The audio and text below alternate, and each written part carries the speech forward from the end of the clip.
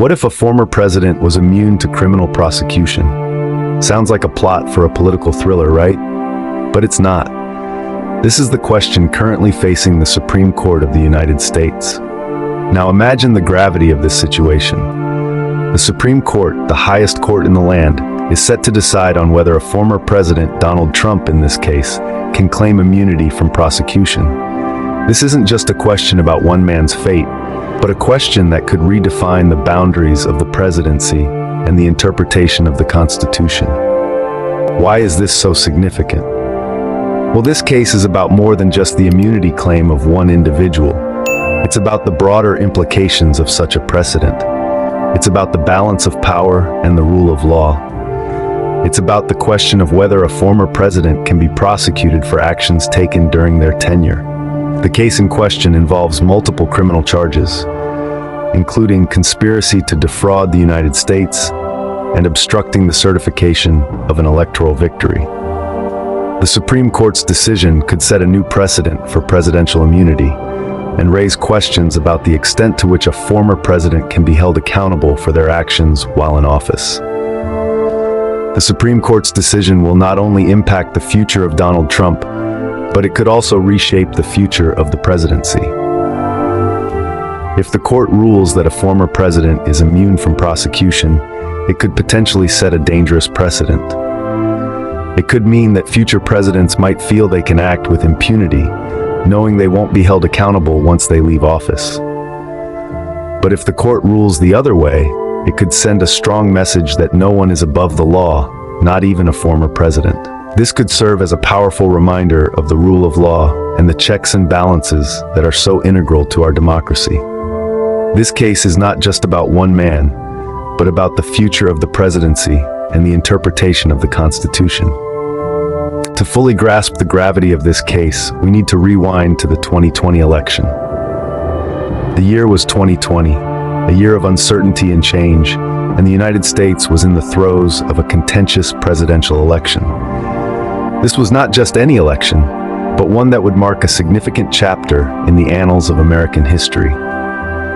The battle lines were drawn with President Donald Trump on one side and former Vice President Joe Biden on the other. As the nation watched with bated breath, allegations of election interference began to surface, casting a cloud of suspicion over the electoral process. These allegations did not just fade into the background after the ballots were cast and the results announced. Instead, they grew into a formidable legal battle that has led us to the present day. The central figure in this battle? None other than former President Trump himself. Trump, it appears, is not just facing allegations but charges of considerable weight. Among these are accusations of conspiracy to defraud the United States. But what does this mean? In essence, it is a claim that Trump, along with others, endeavored to cheat the American people out of a fair and free election. But the charges don't stop there. Trump is also accused of obstructing the certification of Biden's electoral victory. This refers to attempts to prevent the formal recognition of Biden's win, a crucial step in the peaceful transition of power. These charges, if proven, carry serious implications not just for Trump, but for the very fabric of American democracy. They raise questions about the sanctity of the electoral process, the power of the presidency, and the rule of law. The 2020 election was a divisive moment in American history, but it was just the beginning of a legal saga that continues to unfold today.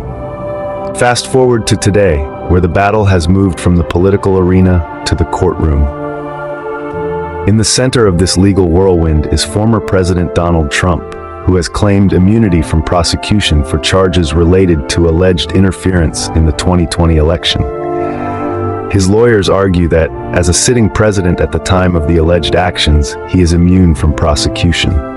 They contend that this shield of immunity extends even after a president has left office, protecting them from legal repercussions for actions taken during their tenure. On the other side of the aisle, the prosecution vehemently disagrees. They argue that no one, not even a former president, is above the law. They contend that immunity does not cover actions that are deemed illegal, regardless of when they were committed. The prosecution believes that allowing such a broad interpretation of immunity would set a dangerous precedent, essentially giving carte blanche to any president to act without fear of legal consequences. The battlefield for this monumental legal contest, the Supreme Court of the United States. They've agreed to hear Trump's immunity claim, stepping in after a lower court rejected the argument. This isn't just about one man's legal woes. The decision could fundamentally alter the interpretation of presidential immunity, with repercussions that go far beyond Trump's individual case. What makes this case even more intriguing is the timing. Trump's lawyers are seeking to delay the trial until after the presidential election, where he's a frontrunner for the Republican nomination. Should the Supreme Court rule in his favor, it could potentially shield him from prosecution during the critical election period. Whether you're a fan of Trump or not, the outcome of this case will have far-reaching implications for the presidency and the rule of law. So, what happens next? What does this mean for America's future?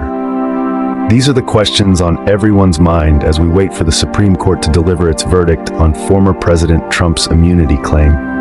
The implications of this decision, whichever way it swings, will reverberate far beyond this single case.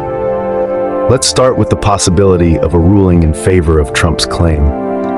Should the Supreme Court uphold the notion of presidential immunity, it would set a precedent that could potentially shield future presidents from prosecution for actions taken during their tenure. This could fundamentally shift the balance of power in the United States, giving the highest office in the land an added layer of invincibility and raising concerns about accountability at the topmost level of governance. On the other hand, if the court rules against Trump's claim, it could open the floodgates for litigation against former presidents.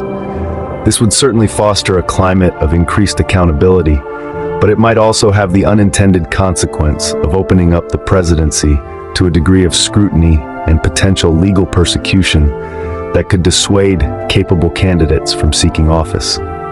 Moreover, the decision's implications extend beyond the presidency. The Supreme Court's ruling could shape public perception of the judicial system itself. A verdict in favor of Trump's claim might cast the judiciary in a light of favoritism, undermining public faith in its impartiality. Conversely, a ruling against the claim could be seen as the court's willingness to hold even the highest office in the land accountable, bolstering its image as a guardian of justice. Finally, this case could have a profound impact on the political landscape. It might affect the outcome of the upcoming presidential election, particularly if Trump, as the frontrunner for the Republican nomination, is allowed to delay his trial until after the election. No matter the outcome, this case will undoubtedly leave its mark on American history. Its implications will be felt for years, possibly decades to come. The Supreme Court's decision will not only determine the fate of one man, but could also shape the course of American democracy itself. Before we wrap up, let's quickly recap the key points we've covered. We began with the Supreme Court's decision to hear former President Donald Trump's claim of immunity from prosecution for charges related to the 2020 election. This decision is a major development, as it has the potential to set a precedent for presidential immunity. As we discussed, the Supreme Court will be reviewing a lower court's rejection of Trump's immunity claim, and we can expect their ruling by the end of June. Next, we delved into the events of the 2020 election. It was an intense time marked by controversy and legal battles, with Trump at the center of many of the disputes. The charges Trump faces, including conspiracy to defraud the U.S. and obstructing the certification of Biden's electoral victory, are directly tied to these events. Then, we explored Trump's claim of immunity in more detail. Trump's lawyers are seeking to delay the trial until after the presidential election, where he is a frontrunner for the Republican nomination. This claim of immunity raises significant questions about the extent to which a former president can be prosecuted for actions taken during their tenure. Finally, we discussed the potential implications of the Supreme Court's decision. This case could potentially redefine the presidency and the rule of law in America. If the Supreme Court sides with Trump, it could set a precedent that grants former presidents broad immunity from prosecution. On the other hand, if they reject Trump's claim, it could affirm that no one, not even a former president, is above the law. This is a case that has the potential to redefine the presidency and the rule of law in America. Stay tuned as we continue to follow this historical event.